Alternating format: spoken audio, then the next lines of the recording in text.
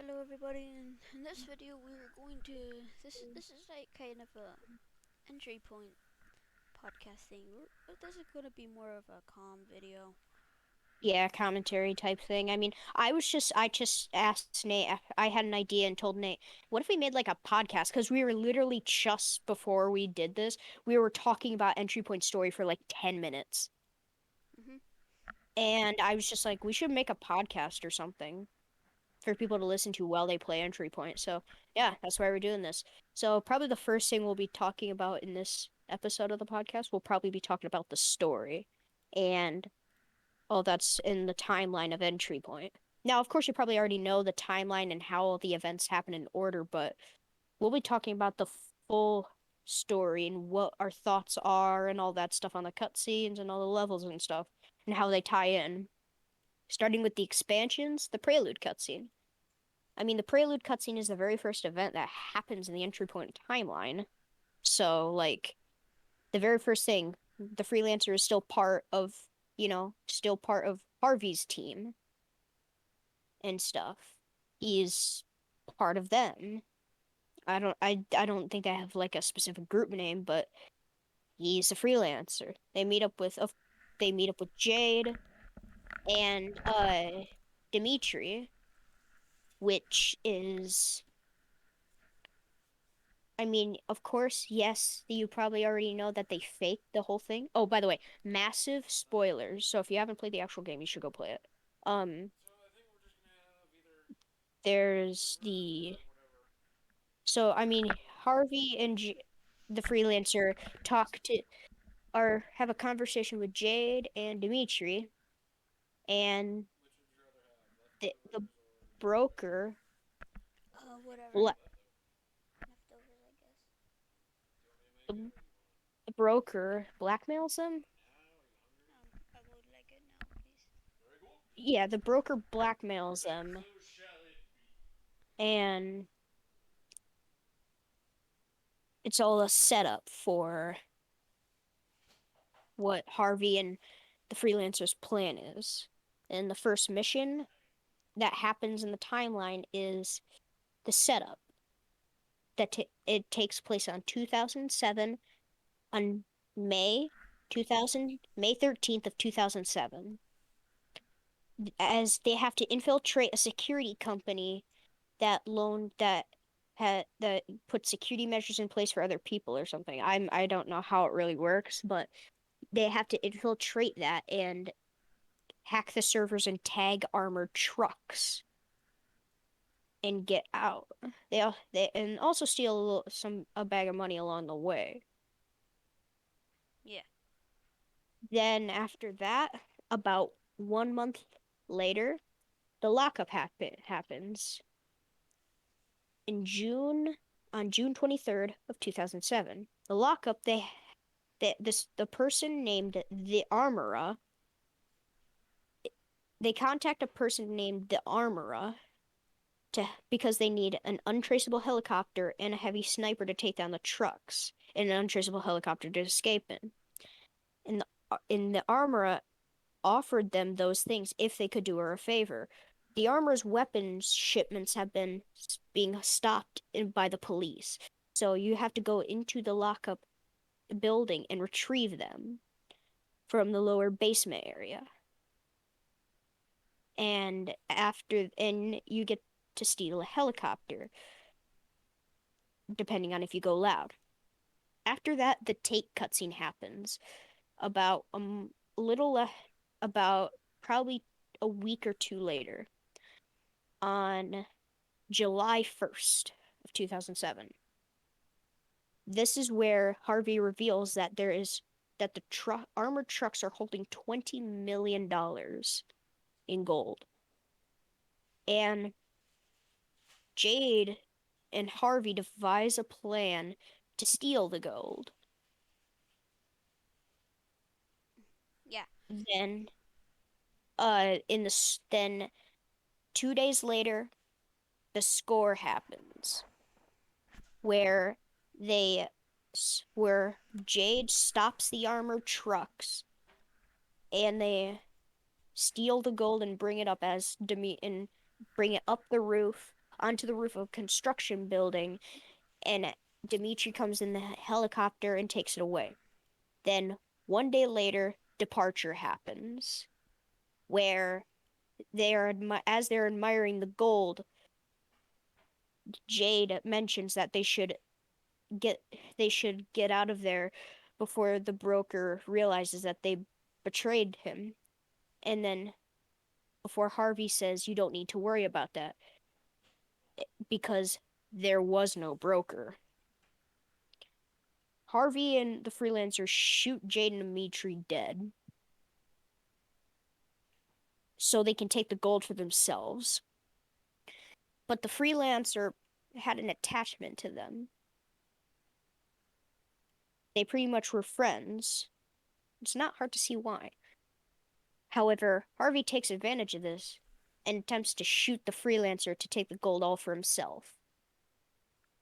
However, the freelancer is able to knock him to the ground, holding him at gunpoint, where you're given the option to either kill or spare Harvey.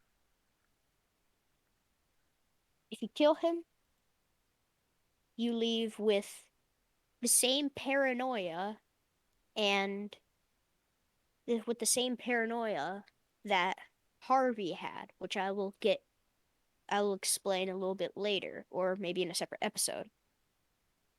But if you spare Harvey, the freelancer says, "You're a con artist, Harvey. This is who you are, and that will never change. But this isn't who I am." And he leaves. Both routes, you earn none of the gold, as Harvey is the only one with a pension to uh fence it off. And I will be going from when if you spare Harvey. After that, Harvey is incarcerated, but refuses to give up the freelancer's name. And the freelancer leaves with one final lesson. Life is short. You never really know when you'll die, so it's best to make the most of it while you can. What is your thoughts on the freelance heists expansion, Nate? Well, the freelance expansion, in my opinion, is obviously a little bit pricey. That's I obviously. mean, it is like 1,200 Yeah. Robux. But it does kind of, It's a part of the story. It shows what happened before the freelancer joined Halcyon. yeah. Then the departure, it kind of basically bases the story on freelancer getting attached to people. He doesn't really like to give up people that he likes in general. Yeah, so like he gets attached to people, and it was hard for him to carry out the job that was meant from the very beginning. Yeah, and eventually he most likely loses those people, as you can see in both uh, the departure and Retribution. dedication, because uh, he no yeah retribution, because he finds the grave of Rose. I mean, for in my opinion, the freelance ice expansion is one of the best expansions. In my opinion, it's probably the best expansion as it shows the freelancer before all of the Halcyon and Halcyon's betrayal of him, and then the Phoenix and all of his operations for Phoenix. Was when he was a freelancer. This is when like before all this stuff happened. And if he never met Harvey, none of this story would even happen. Uh, Now we're moving on to the main story, yeah. starting with the Black Dawn cutscene. Now, in the Black Dawn Wait, cutscene, wouldn't it start with the kill house? no, the Kill House is after epilogue. Okay. But starting with the Black Dawn cutscene in the main one. In the Black Dawn cutscene, it shows Rose, Updraft, and Pathfinder breaking into a lab in Arizona to steal files and blow up the lab. The files they steal are called the Project Onyx files that they hide in this computer. After that, they blow the lab up. Their mission coordinator is Ren, with the three operatives that I mentioned before, Rose, Updraft, and Pathfinder. Mhm. After they steal the files, they get in their van and drive away. However, when they get on the road, a figure is standing in the middle of the road and shoots the van with a thumper. The van explodes and a set of you hear a pair of three gunshots, well actually a pair of two gunshots 3 times, which if you can assume that the first two pairs was Updraft and Pathfinder being killed. Then the last two were kind of spaced out from each other, sort of hesitant. And you see both Pathfinder and Updraft in the van tipped over, and you hear police sirens. And that's when the cutscene ends. Now, when you see it, you don't know. Well, at that point, if you watch it before you do anything like or see the Halcyon cutscene, you don't know who the figure is or anybody in there is. Heck, you don't even know what the files are. You only see it from the lock code on the Black Dawn incident. That's what tells you the project. That's what tell you the files are called the Project Onyx files. What are your thoughts on Black Dawn cutscene? Sets up the story pretty well. The what was it? The Project Onyx. the freelancer heists. Those are like a something you do after the game because you want more in the story than just Mm-hmm. that. So the Black Dawn.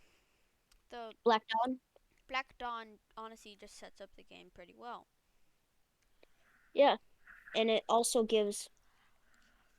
introduces my favorite character, Rose.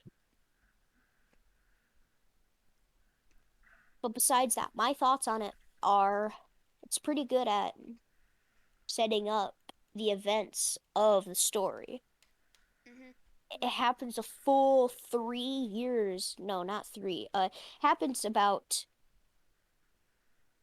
it happens About a year. five almost. No, it happens 5 years after departure. As it jumps from 2007, which was departure, to 2012, which was Black Dawn. So that's 5 years. Then there's the freelancer and or the tutorial, which shows the freelancer in the middle of a bank robbery.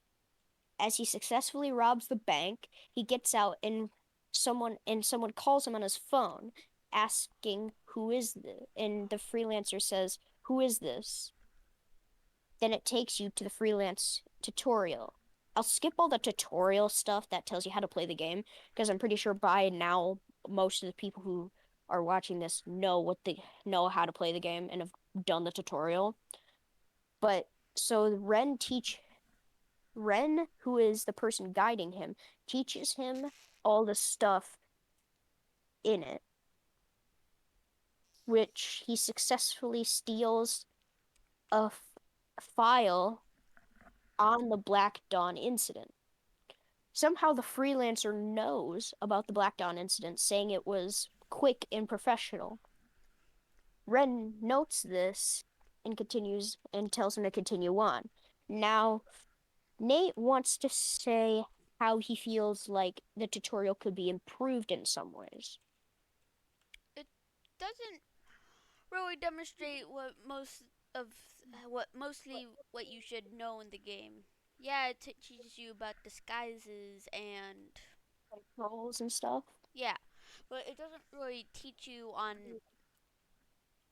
more important dynamics that Leaning, like how to help lower detection, cameras, cameras cameras, not yeah. stuff like that. It gives you pretty much the basics and stuff. Well, I was actually mainly for the stealth part. Yeah. For the loud part, that one's also not that well done, as the loud part is you hostage, then you run away. The hostages can get up and run away, so technically, also the police there, you can't actually die in that part. The police can't kill you. Of course, obviously that's not like the actual game, but they're in there. The two cops there have, I mean, you have the Raven, which technically you actually don't start off with. I feel like you have the UP9. Also, the people in the bank look nothing like the employees or guards you see in the actual game. Yeah, But besides that, Freelancer is still a part of the story. it demonstrates the character that you're mainly working with. Yeah. Um, then there's the Halcyon cutscene. That happens on the same day. Also, it says that it's in February, and I'm not sure where this takes place, but supposedly Halcyon is a criminal organization founded in Canada, and this happens in not February, January, and it's literally midday outside with no snow, and it's sunny in January, and if it takes place somewhere in Canada, There would probably be snow. there'd probably be snow, yeah. But I don't know where it takes place. Probably somewhere in America. Like the Black Dawn cutscene happened in Arizona, and this is the day after, so I feel like it's also in Arizona or some type of west or southern state. So yeah, I feel like that could make logical. Just need to know where Yeah. if if I want to clarify that. But then there's a Halcyon cutscene where the director talks to Ren about the figure who destroyed the van, which they reveal the name is Jackdaw. Ooh, the plot thickens. uh, who exploded the van with the thumper and showed himself. And Ren says that Jackdaw doesn't make mistakes. He showed himself for a reason because he's mad, he's angry, and he wants revenge. And he also reveals that one of the operatives, Rose, survived. And he says the police found her in the wreck, beaten, shot twice, and half dead, and that they imprisoned her in a government black site called Wargate. And the director tells him to get Rose out, and if he ever encounters Jackdaw again, he tells him to make sure to finish the job. Ren mentions terminating the freelancer. However, the director suggests adding him to his organization. The freelancer asks Ren if the organization has a name. Ren says it does. Halcyon. So this reveals a lot about the Black Dawn cutscene and Mm. what happened in it. I mean, the cutscene plays right after the freelancer and appears to happen at night. So next is The black site. yeah, Black Site. The first, well, technically the first mission canonically in the main game, but not the first mission you unlock. Happening about probably about 2 to 3 weeks after the Halcyon cutscene, where Ren sends the freelancer in to infiltrate the government black site, which is run by a military, not military, government organization called Steel Cove. The freelancer is supposed to infiltrate the black site and get Rose out, but then they have to get authorization code from the base's commander in order to escape. That after that, Rose is able to authorize the landing and they're able to escape. If you go loud, however, you have to you have to you have to destroy the anti-air turrets on the top of the base with the demolition charges. So, thoughts on the black site? It's a little bit hard for the first mission. Uh, It's is the hardest stealth mission. We tried to do that when we even failed probably 3 times when we tried to do it on loud for the first time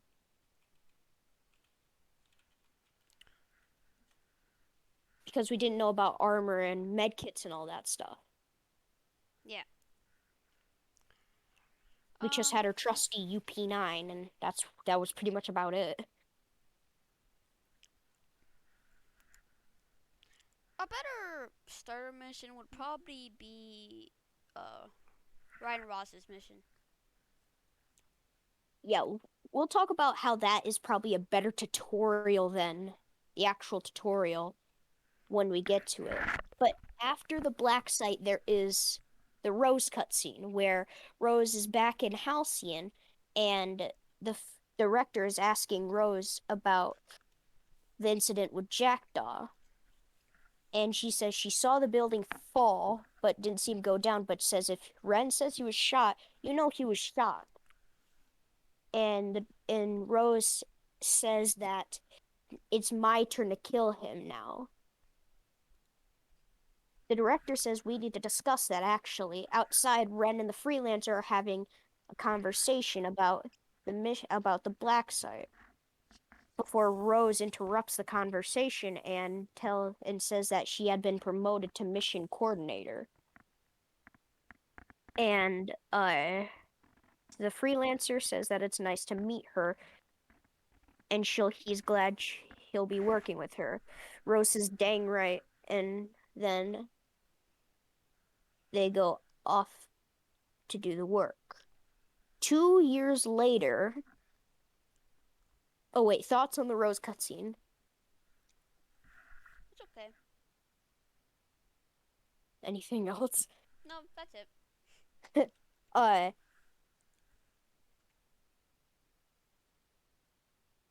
I lost what I was gonna say. I like it because there's Rose. That's it. Now, about 2 years later, there's the financer. Wait, I forgot. After that, the next mission they do is the auction, where they have to infiltrate a bank that has gems that were stolen by a thief. So they're technically stealing from a thief. And they have to infiltrate the bank and hack the manager's computer at auctioneer and get the code from an employee and get in there and take the gems. However, when there's a line that the freelancer might say when he's getting the gems and says, "There's a lot of money in here." And Rose goes, "Don't touch it. That's Halcyon's money." And before you escape. So that bank launders money to Halcyon. Then there's the training mission, the Gala, which is a mission built by that entirely fake mission built by Ren, where the where Rose's squad is goes to test their stealth capabilities. The freelancer has to steal these artifacts in quotation marks and is there. But the thing is, he's probably killing actual Halcyon operatives. Now, of course, you might think maybe they're blanks or rubber bullets or something like that, or they're just acting. I don't really think so because I don't know how shoving somebody into a bag while they're knocked out or dead if they're acting would have them survive, and the fact that they stay in the bag makes me think that maybe that's not fake. That's clearly up to opinion, but that's really up to opinion. Nate, what do you think about it?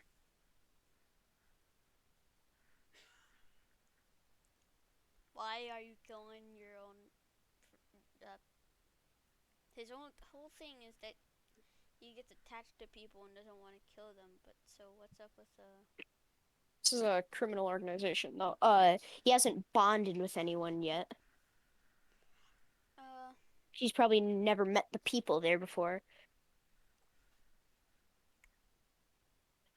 I guess that's true. Then the financer happens. The financer mission, which the freelancer and the Rosa squad is sent out to New York City to track down a man named Ryan Ross, who is a financial backer for the enemy organization.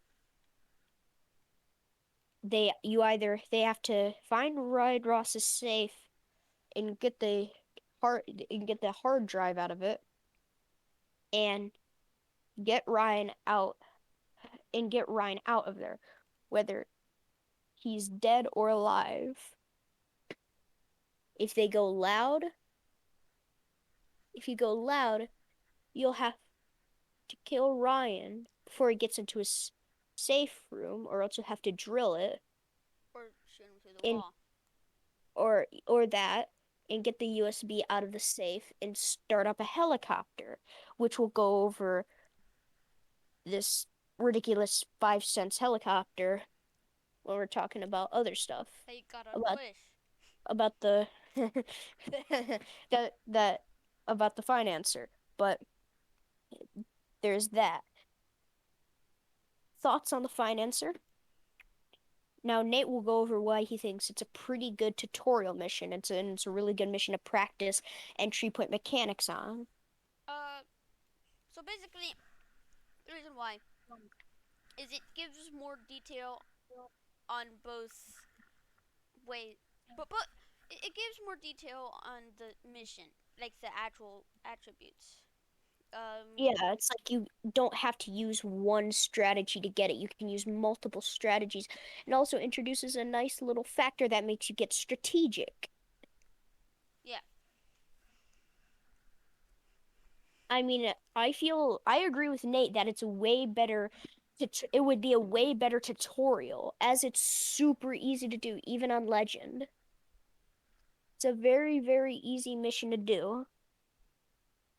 It's quick, isn't that difficult. It's easy to learn, simple to master, and overall is very, very good. Now, about the helicopter that apparently Ryan Ross got from Goodwill or something, it takes like 3 minutes to start up. Like 3 or 4 minutes just for the freaking helicopter to start up. Heck, even the people at the police This station got a better this helicopter. this guy it has a fancy suit. He lives in a freaking penthouse on the top of a huge ass building, and He can't even afford a good he helicopter. has a helicopter that takes 30 freaking minutes to start. You might as well just drive a car off the freaking building. That'll get you there faster. Meow. I mean, I swear to God, even the freaking Aegis unit sympathizes for you whenever you're trying to start it.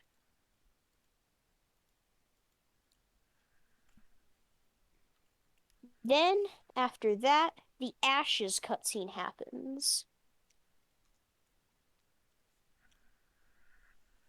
where the freelancer is in San Francisco talking to Rose on the phone. He asks Rose if she's coming, and Rose says she couldn't make it. They called her back to the base for some reason that you don't get to know about. And the freelancer expr the freelancer seems a little sad about it. And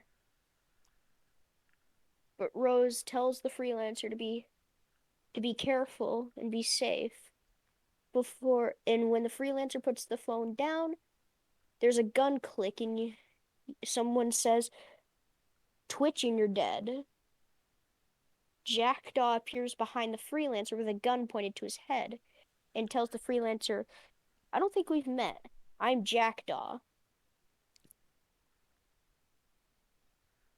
and I need you to relay a mess." And the Jackdaw tells the freelancer to relay a message to the director that he never forgot what had happened and that Phoenix is coming. The freelancer tells Jackdaw, "Why don't you go tell him in person? I think he'll be very glad to see you." But then Jackdaw tells the freelancer, "Here's some advice. I was just like you, did all the director's dirty work." The freelancer asks what's his point. Then Jackdaw says, "They gave me a bullet for my service. So you so get out while you're still breathing."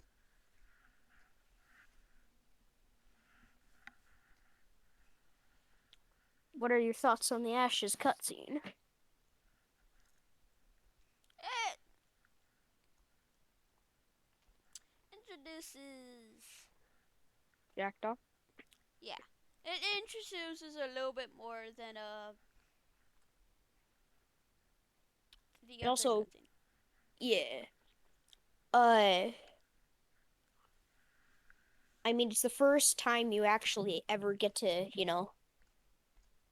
hear and go get in depth on in Jackdaw and Halcyon. Then about uh, about about almost a full year later, the deposit happens. The deposit's mission intel reads, "The intel we got from Ryan Ross has sent us to hit multiple assets belonging to this Phoenix organization.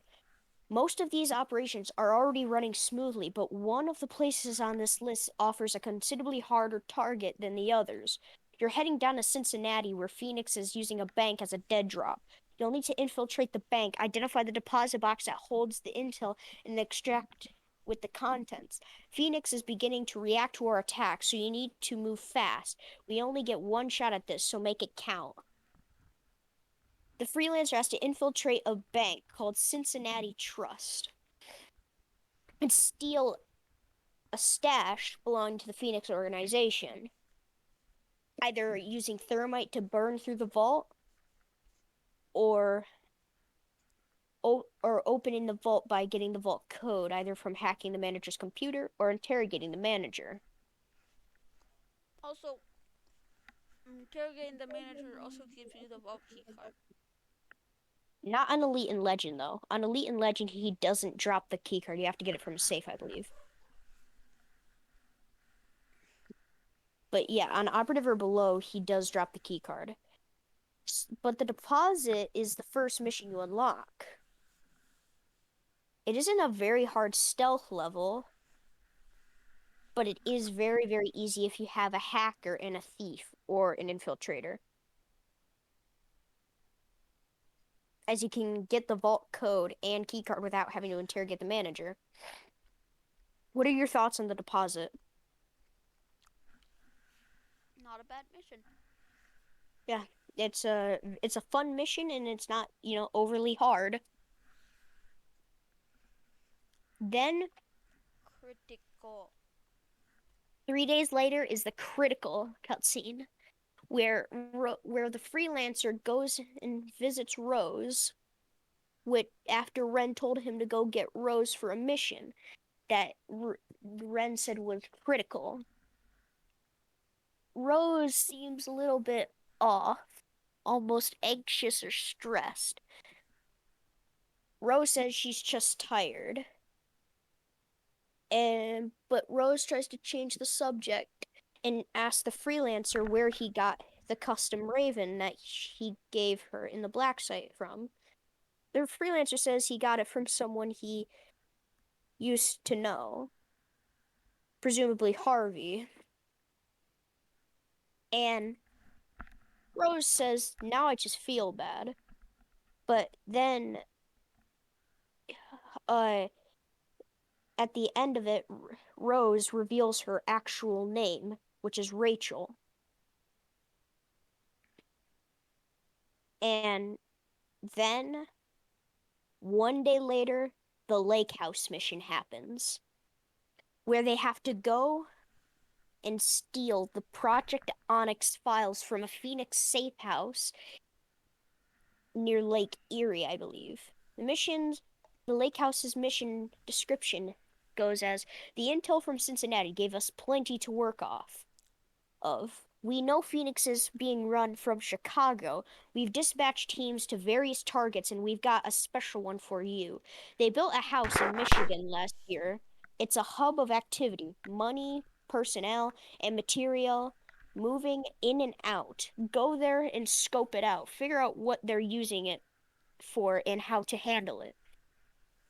Now, something very strange happens in the mission.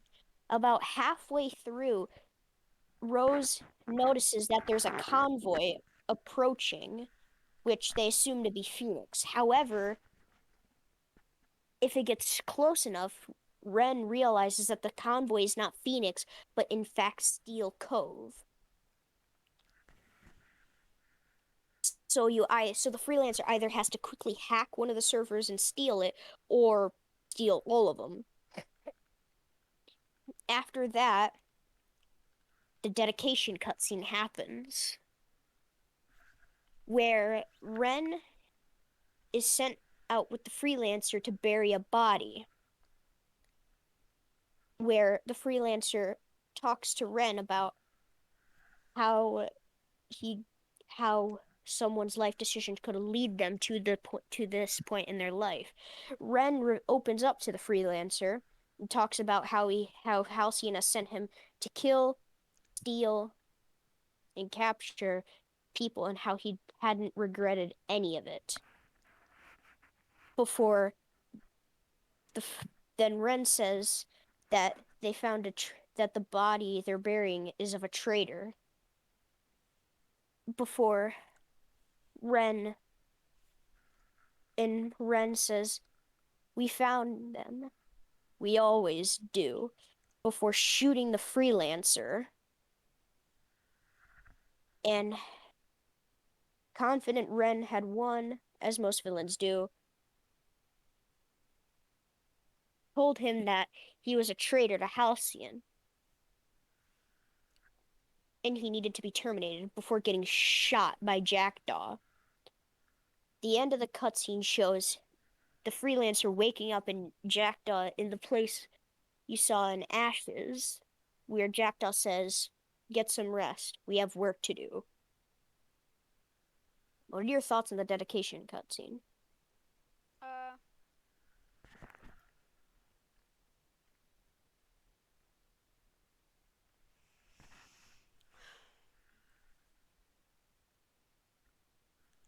mm, mm, To me, it has a very good and unexpected twist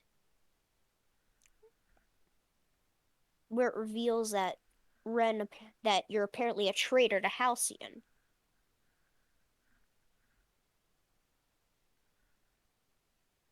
What do you think of that?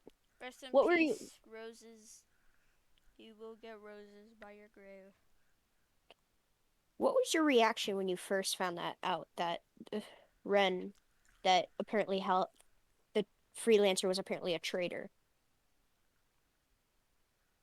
No, he said your squad is compromised. Yeah, his he says your squad is compromised. So like, Multiple. yeah, the Probably talking squad, about Rose. yeah. We'll get to why we'll get further into that if we talk about Rose in a separate episode. But that's a whole other can of worms that I not don't want to open right now. Um, After that is the withdrawal mission. Jackdaw seems harsh and cold towards the freelancer. He doesn't know the freelancer well enough to open up to him. So, I mean, the mission description just says that perfectly. Mission description of the withdrawal says, I've given you an address out west. Rob it. Any questions? No. Then get to work. The freelancer has to infiltrate the bank, the same one they stole the gems from in the auction, and steal money from the bank as it launders money to Halcyon, and steal it and get to the truck. So, what are your thoughts on withdrawal? It's also a pretty simple, easy mission. It's not that hard. Mm-hmm. So, after that is the retribution cutscene. Now, if you have not seen it, go watch it. Seriously. So, the freelancer Jackdaw arrives with the freelancer. And Nate, What? just play the cutscene. That's what I'm doing. I've been playing that for all the cutscenes, Oh, except for a few. probably the freelance ones. Yeah. I won't talk, just look.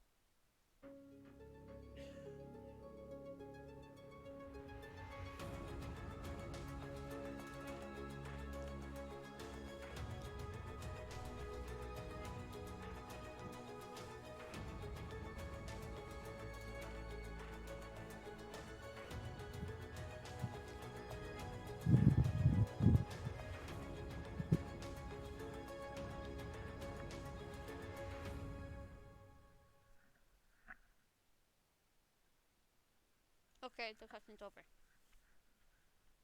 Obviously, it shows that Rose is dead. In between the deposit and the lake house, the freelancer and Rose had formed a bond with each other, having to do several missions with each other. Shortly before the dedication cutscene, it was discovered that Rose was a traitor. She tipped off Steel Cove about the files which I will go into more if we talk about her when we talk about the characters. And she was executed by Lake Erie in Michigan. She Hey, was wait able a to second. I recognize that. I'm kidding. uh she was executed near Lake Erie in Michigan by Falcon, which is why I like to be extra brutal to him in The Scientist for killing off my favorite character.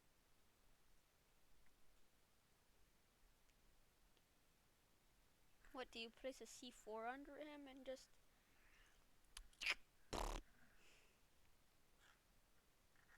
No, I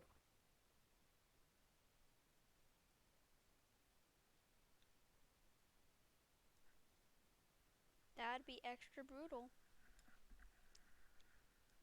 no, I make sure to hit him a couple more times when he's on the ground. What are your thoughts on the Retribution cutscene? Mwah. Perfecto. Chef's kiss. Kiss.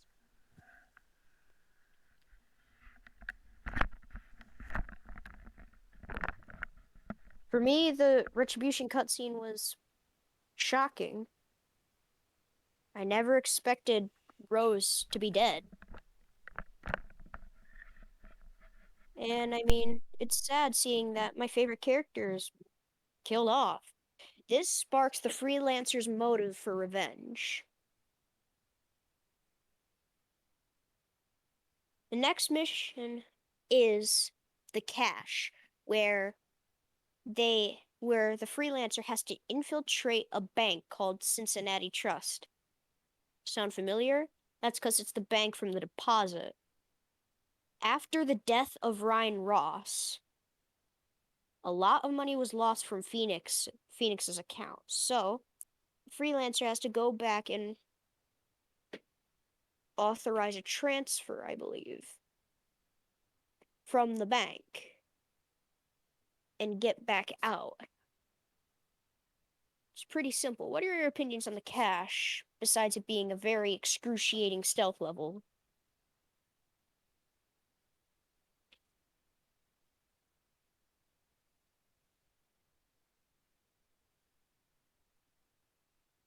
Nate? I think he's gone right now, but I really don't like the cache. It's one of my least favorite levels under the lockup. Because you can only take out two people. There are like the cameras everywhere and stuff. And it's it's just a very excruciating stealth level to me. Nate, what is your opinion on the cache? The cache? Why is that? It, it's not that it's a bad mission. It's just not one of my favorites. There's not much to And say about it for me. yeah, agreed. The next mission is the scientist, where the scientist's mission description goes like this. We've been contacted by a scientist who wants to defect from Halcyon. Head up there, scout it out, and if the situation looks good, make an extraction. The scientist is offering good intel, but be careful. Halcyon will try to stop us, and we will only get the intel if the scientist survives. In the scientist, you have to rescue a scientist named Rivera, which this one person on the EntryPoint wiki has a weird thing for, let's just say. And then, God, it's bringing back memories. Um, you can extract her dead or alive. Extracting her alive, if you're doing stealth, you have to clear out the rest of the house of Halcyon operatives, including Falcon. And if Rivera is alive and you go loud, she will tell you the password to the PC, which will be shorter if she's dead and you go loud. If Rivera dies, or going loud immediately, you'll have to take Falcon's USB and plug it into the PC in the control room in order to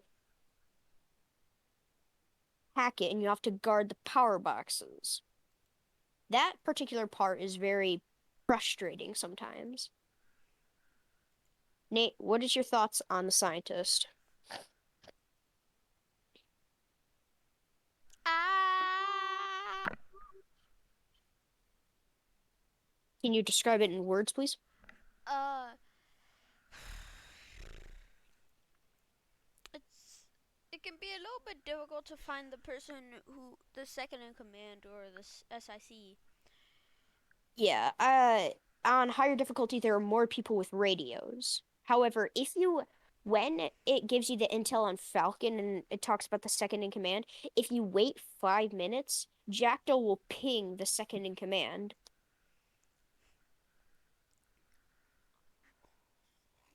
Hmm. After that, the cutscene payoff happens, which Wait, I don't know a lot about that cutscene. I'm gonna. It's the cutscene where. It's the cutscene. What I do know about it is it's a cutscene where Jackdaw is talking to the freelancer about how the end is coming and he can't wait. That's really all I know. So, Nate, just look at the cutscene and hopefully they can figure it out since I don't know much about it.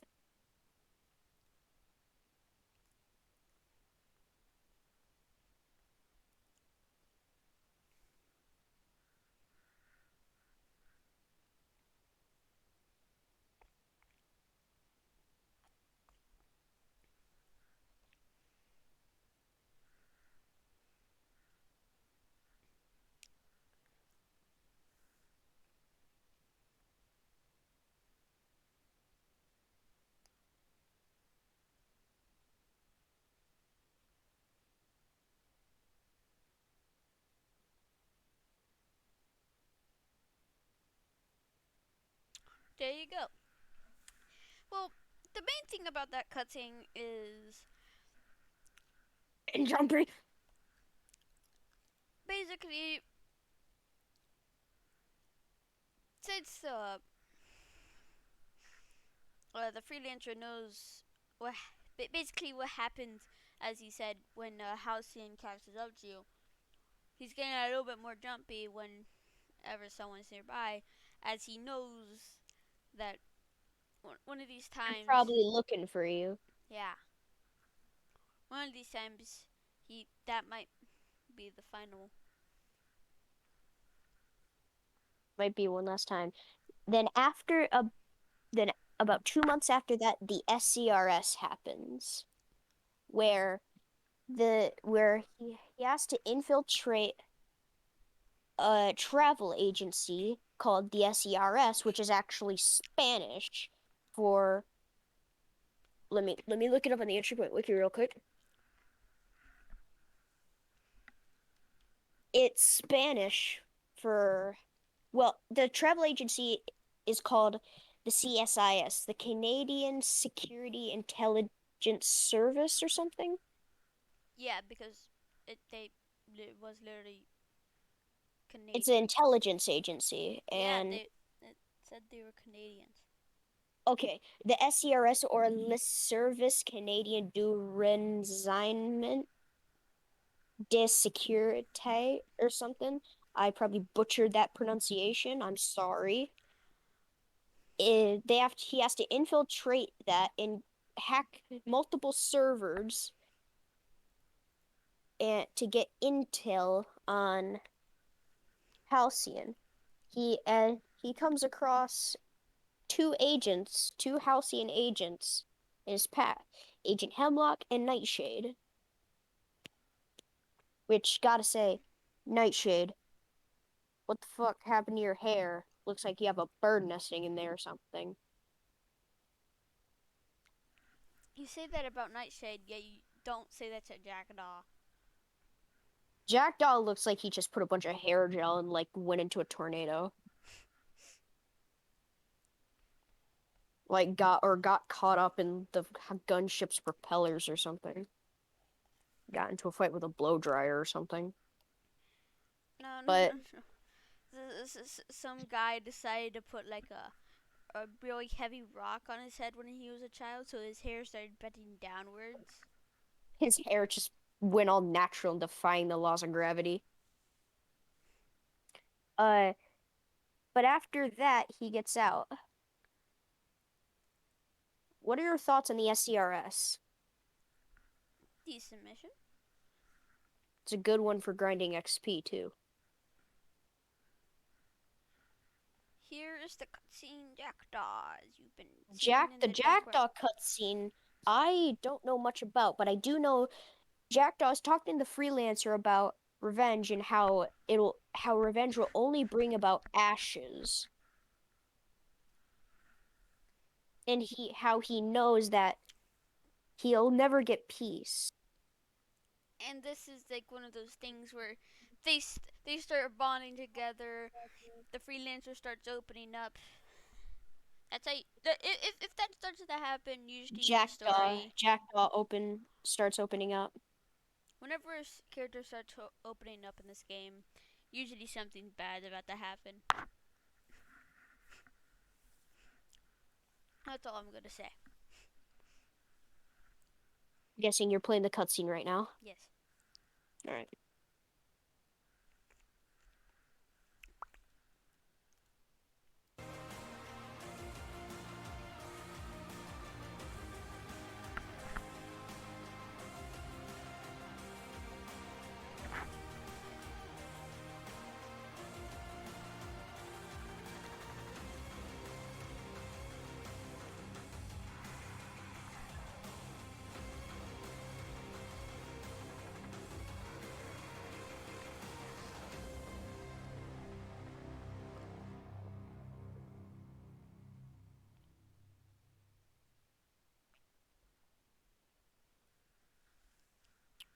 And that was that cutscene. That was a pretty good cutscene, dude. Was it not? 3 days later, the final mission, Black Dusk, happened. If you have not played Black Dusk, I go play it now. I will come to your house using Google Maps and scream at you until you do. I will freaking sound like a dying pig until you play it. Just okay, I'll play it. I have brain damage now, thank you. Haha. But Black Dusk. I don't think we have to explain it if they. My favorite mission, an epic ending, loud. It's very freaking cool. Which Loud is one of the most epic endings I've ever seen, and it's a perfect final mission. what which The, the freelancer has to infiltrate a bunker of Halcyons, and he has to plant 8 bombs and get to the elevator. If you're doing loud, you plant all 8 bombs and get to the elevator, but the elevator closes, and then the elevator opens back up, and you can escape. That is, uh, well, when the elevator opens up, there's a guy with a minigun that'll freaking shred you. But I'm gonna let you guys watch epilogue without me going blah blah blah Without blah any, blah blah. without anyone talking. Yeah. Just watch epilogue and sunset. I'll mute myself so you can't even hear anything.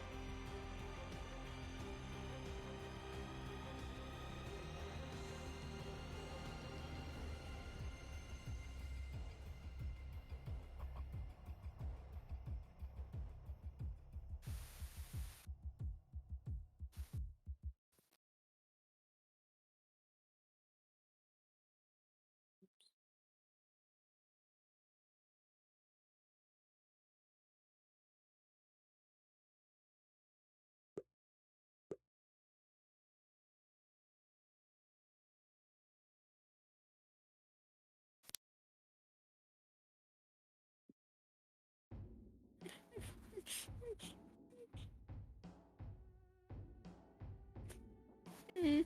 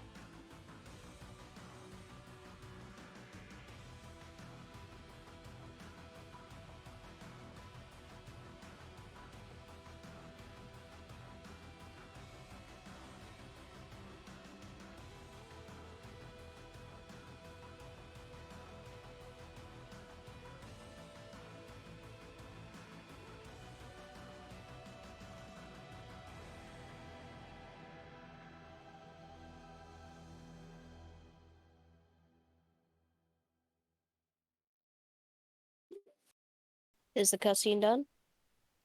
And that was sunset. And I don't even have to describe it at all. My thoughts on these two ending, on the ending, it's awesome. It's sad, and I'm very glad that it does not have a happy ending. Every movie and every game, it always has a happy ending.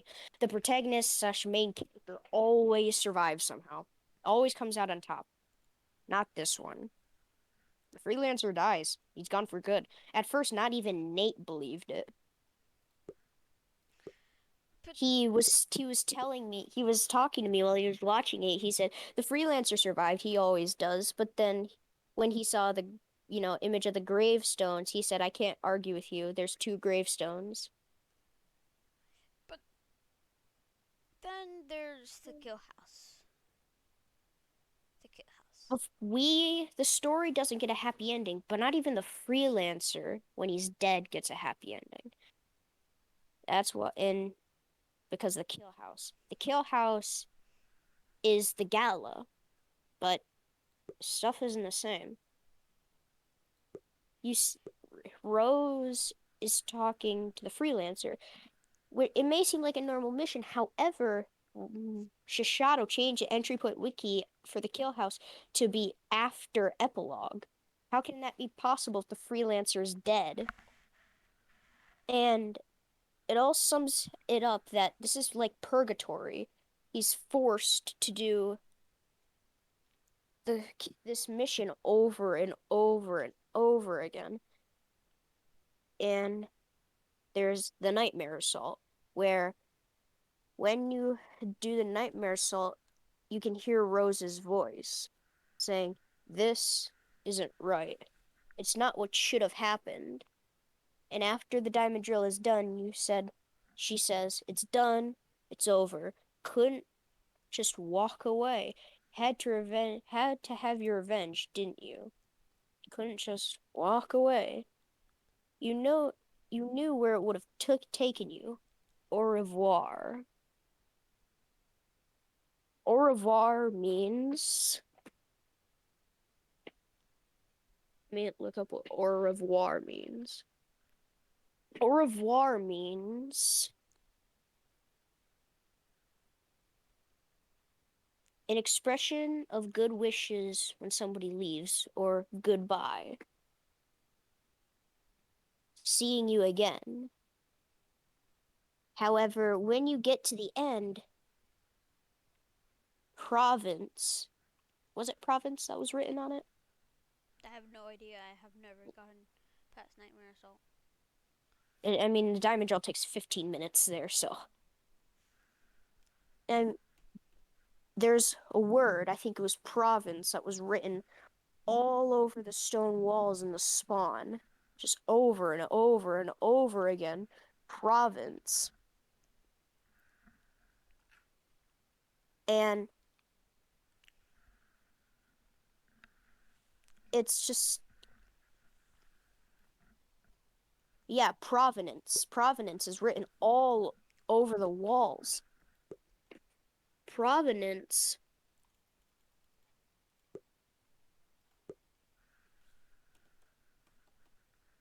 Provenance means the place of origin or earliest known history of something. I think that's the right one, provenance. Yeah, provenance. And it just restarts. So the freelancer isn't even able to escape and have a happy ending and have peace. He and Rose are stuck in this eternal mission. Honestly gets gets an easier side of it. She just she's not really doing all that much if you think about it. Well, she still has to deal with having to guide the freelancer through all of it and watch it over and over and over again for eternity.